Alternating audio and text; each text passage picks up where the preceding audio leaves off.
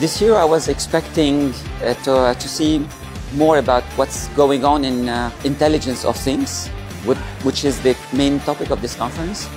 And I really enjoyed what I saw as papers presented during the sessions so far. And what I'm also expecting is, to tie with some new collaborations with my research group in France. I was, to be honest, very satisfied by the quality of papers and also by the keynote presentations. And I see that many young people are attending the conference, which is really nice. It means that new generation is there and it is really motivated by artificial intelligence and intelligence in general, which is very good.